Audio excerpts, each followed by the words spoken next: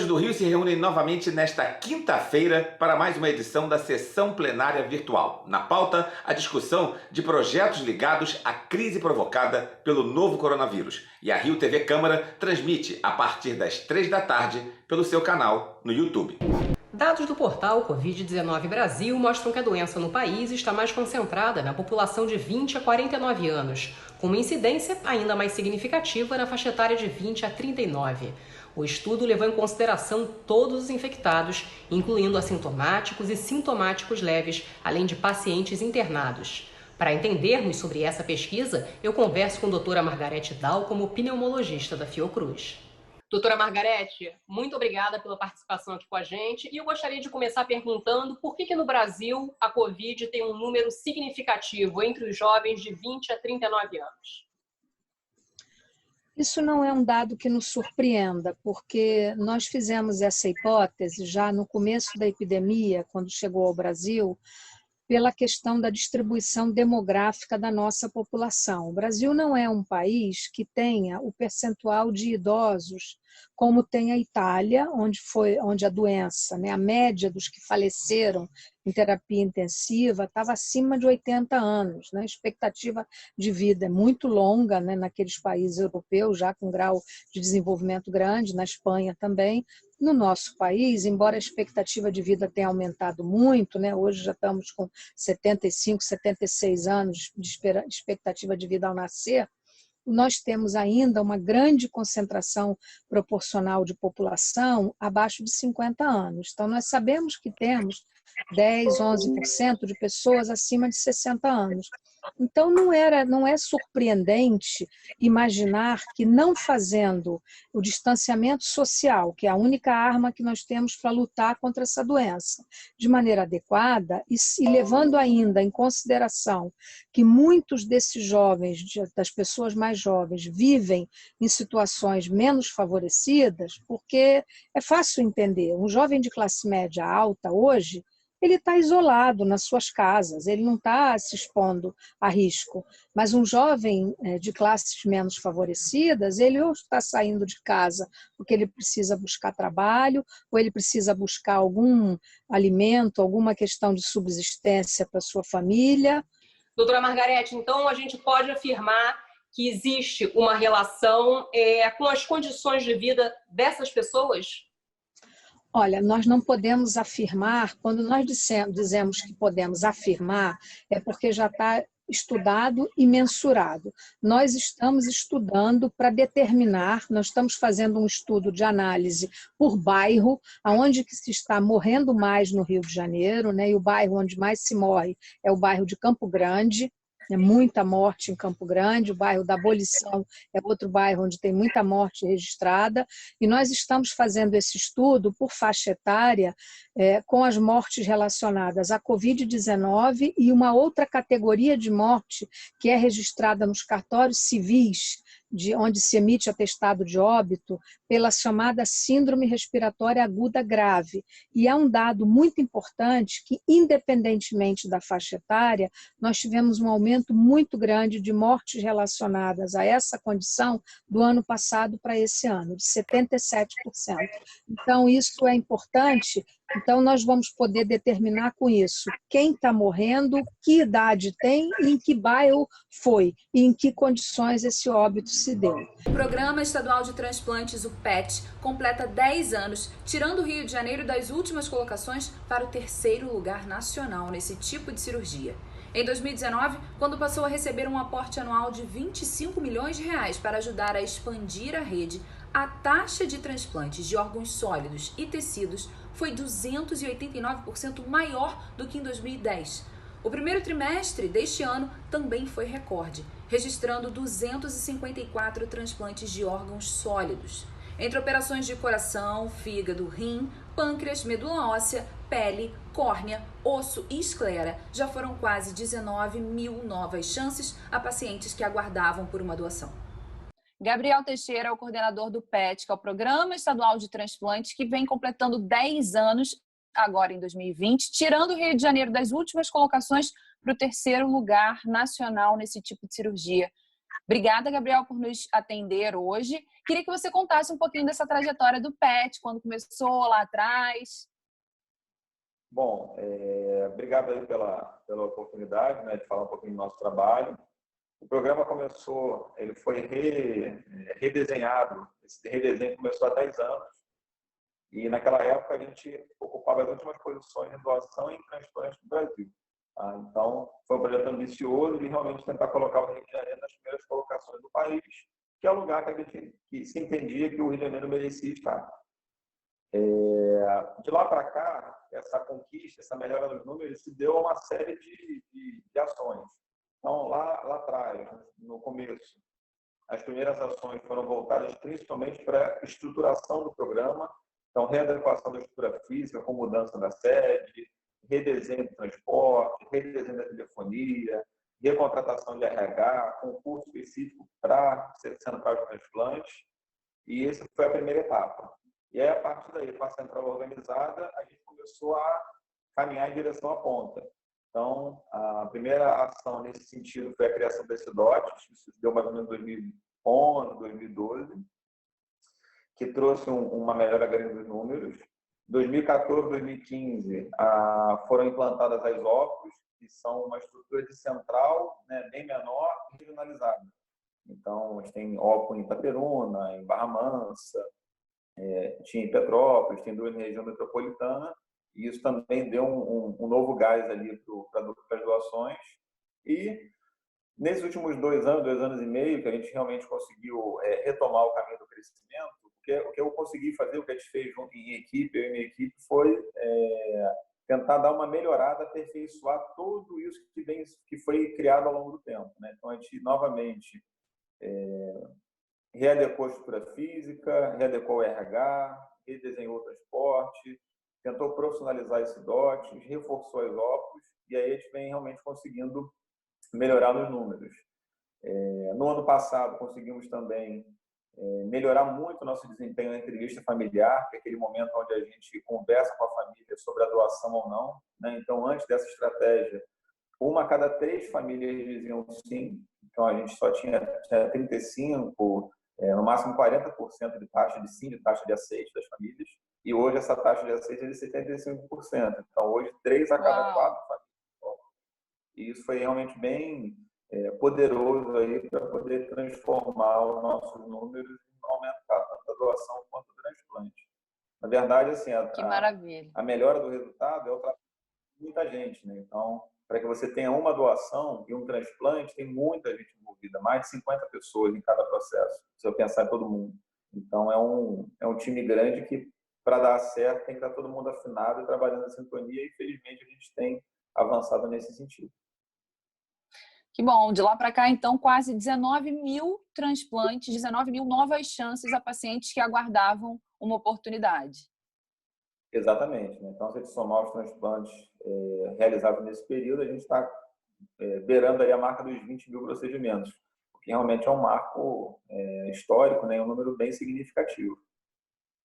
Agora, em 2019, anotei aqui, foi um ano de recordes, a taxa de transplantes sólidos, você vai explicar para a gente a diferença de transplantes sólidos para transplante de tecido, foi de 289% superior ao primeiro ano do programa. É isso aí. A gente vem comparado com 2010, né, quando o programa foi lançado, a taxa de doação de 2019 realmente foi bem impressionante. 2019 foi um ano importante, foi um ano que a gente conseguiu bater todos os nossos recordes. Então, a gente foi o ano que a gente mais teve doação e que nós mais tivemos transplantes, né, de órgãos. E aí, então, e 2010 foi o pior ano, né? Então, assim, realmente o percentual disso aí dá um percentual bem impressionante. E o que é um... Não, desculpa. 2020, a gente, apesar de ter um 2019 forte, a gente vem conseguindo manter o crescimento. Então, a gente vem em 2020 crescendo em relação a 2019, que foi nosso melhor ano. Então, a expectativa é muito boa para 2020 também. Que coisa maravilhosa. Eu ia te perguntar justamente sobre isso, porque o primeiro trimestre agora de 2020, de janeiro a março, foi também um período exemplar. Pois é, a gente vinha realmente as ações que a gente vinha desenhando, elas meio que amadureceram ali na metade do ano passado, então foi onde realmente a coisa começou a mudar de figura, a gente mudou de patamar de doação de transplante e a gente vem crescendo, e aí entrou 2020 nesse ritmo forte que a gente tinha começado no ano passado. Até algumas pessoas perguntam, né, caramba, mas vocês estão batendo recorde com o Covid, né, com a pandemia, o que isso traz de bom para vocês? Na verdade, não traz nada de bom. A pandemia ela é um momento desafiador, essa pandemia ela impacta negativamente o programa de transplante, mas como nós vínhamos num ritmo muito forte, a gente conseguiu manter esse ritmo forte do ano passado. E é por isso que a gente teve um trimestre bom e está conseguindo manter os números em abril, né, que é o primeiro mês desse próximo trimestre, que a gente vai computar isso lá na frente. Obrigada, Gabriel. Tá, até a próxima. O prefeito Marcelo Crivella anunciou que pode bloquear parcialmente vias e comércios de bairros que não estão cumprindo as medidas de isolamento estendidas até o dia 15 de maio. A partir de amanhã, 5 horas da manhã, 7 de maio, quinta-feira, o calçadão de Campo Grande estará fechado.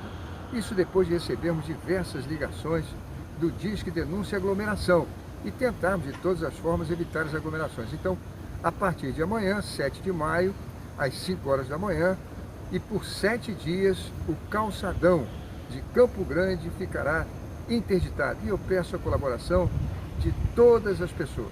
O anúncio foi feito após o levantamento da Prefeitura mostrar um aumento de circulação de pessoas nas ruas. Hoje, esse número está em 74%. Há 15 dias estava em 79%. Copacabana e Botafogo são os bairros que mais desrespeitaram as medidas de isolamento.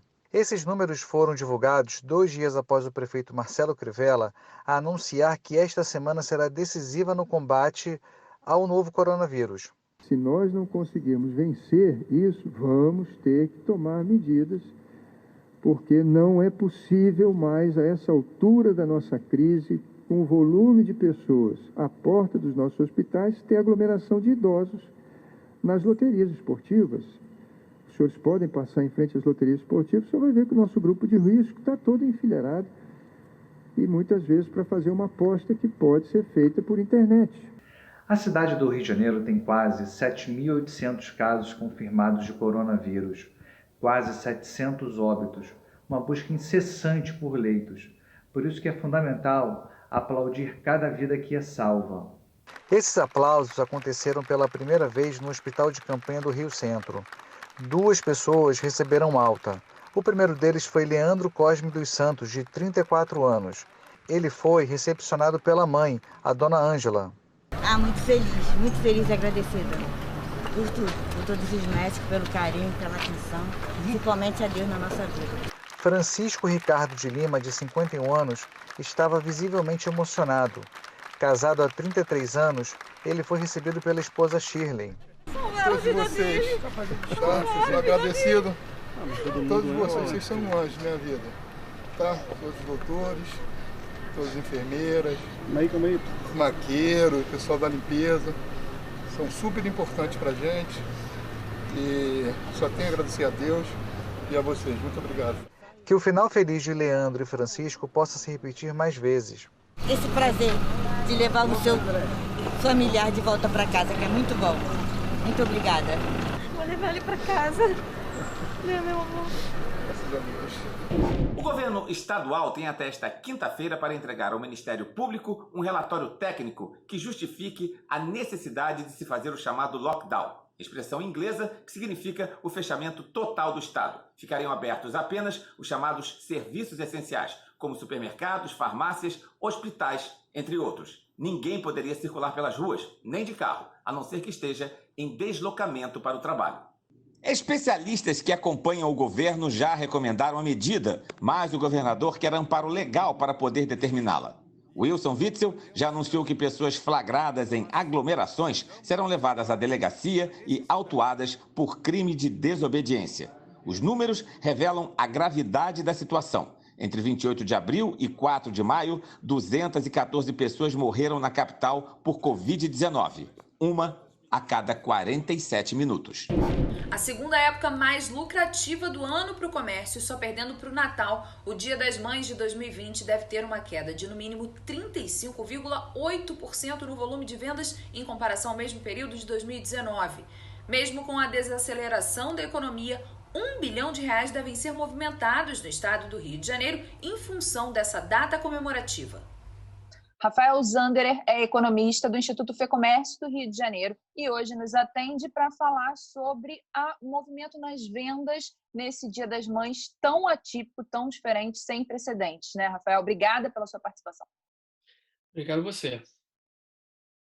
E aí, já tem uma previsão de queda de 35,8% no movimento justamente nessa data, que costuma ser, historicamente, a segunda mais importante para o setor, só perdendo para o Natal. É isso, né? O comércio é, com certeza, uma das atividades mais afetadas em função do coronavírus, tá? E, com certeza, o Dia das Mães não ia passar incólume por isso, né? Então, o que a gente tem visto desde o início do isolamento social é uma deterioração muito, muito significativa do volume vendido do setor de comércio e do setor de serviços também, tá? Então, como eu disse, né, o Dia das Mães não ia passar incólume por isso, daí essa redução de aproximadamente 36% do volume financeiro relativamente a 2019, né? Então, ali em 2019, a gente estimou que o Dia das Mães movimentaria o volume financeiro próximo a 1,6 bilhão e nesse ano próximo a 1 bi. Né? A que se deve fundamentalmente essa queda? Né? O preço médio do ticket caiu um pouquinho, então as pessoas vão comprar presentes um pouco mais baratos, mas fundamentalmente a queda se deve a uma queda da proporção de pessoas que vão presentear as suas mães. Tá certo? Então menos pessoas vão presentear e por isso o volume financeiro girado nesse Dia das Mães vai ser menor do que o do ano passado, esse número que você citou. O ano passado, que já era um ano diferente dos demais, 2019, como é que estava sendo enxergado pela economia esse ano de 2019, que é essa comparação que a gente pode fazer no momento? O ano de 2019 era um ano claramente de recuperação, né? Então a gente já tinha sinais claros de que a economia estava se recuperando e eu acho que um dado emblemático que a gente observou em 2019 foi em 2019 o primeiro ano, desde 2014, que a economia do estado do Rio de Janeiro registrou crescimento positivo. Tá? A economia vinha muito fraca de anos anteriores, então é importante ressaltar, né? Esse crescimento que a economia do estado do Rio de Janeiro registrou em 2019 é um crescimento sobre uma base ainda muito fraca. Né? Então, quando você olha o que aconteceu em 2019 e o crescimento de 2019 não foi suficiente para recuperar toda a perda que aconteceu a partir do final de 2014, início de 2015. E entre os itens mais comumente preferidos pelos filhos para dar de presente no Dia das Mães estão as flores. A floricultura é um ramo do agronegócio que vem crescendo a cada ano no Rio e é o segundo maior produtor do país, com volume anual de 560 milhões de flores. Maio também é chamado de um mês das noivas e seria a época de maior venda para os produtores desse ramo. Eduardo Moreira é sócio-gerente da Camélia Flores e nos atende hoje para contar um pouquinho do impacto da pandemia de coronavírus no mercado florista do Rio de Janeiro. Tudo bem, Eduardo? Como é que está as vendas, ainda mais agora, em plena pandemia e com o Dia das Mães? Ô, Mariana, tudo bem? Obrigado aí. Olha, aqui na Camélia a gente sentiu um baque, mas o que está ajudando a gente muito é que a gente já estava bem meio que estruturado, já preparado com as nossas mídias online, nosso site. Isso aí ajudou muito, porque realmente vendas de porta e telefone zeraram, acabaram. E o que está realmente que ajuda a gente muito, que a gente consegue vender e levar flores e alegria às casas das pessoas, é através do nosso site, nossos Instagram, outros meios de atendimento, né? Uhum. Mas vocês observam uma queda no faturamento nessa época ou para vocês vai ser igual? Eu vou saber isso certo após o Dia das Mães, né? Mas antes a gente já, claro, já reparou uma queda bem significativa. Mas por a gente ter essa ferramenta de vendas, ela está dando uma boa sustentada. Mas eu preciso perguntar para mim números, que a gente ainda não fechou, mas aqui eu calculo que teve uma queda de uns 40%, perto que eu vejo de mais segmentos, apesar de que já tinha tido umas quedas, né? Mas eu acho assim que não é significativa, mas não podemos, eu não particularmente não posso reclamar, porque eu vi alguns outros segmentos caindo para zero, né? Tendo zero de vendas, e isso é realmente muito triste.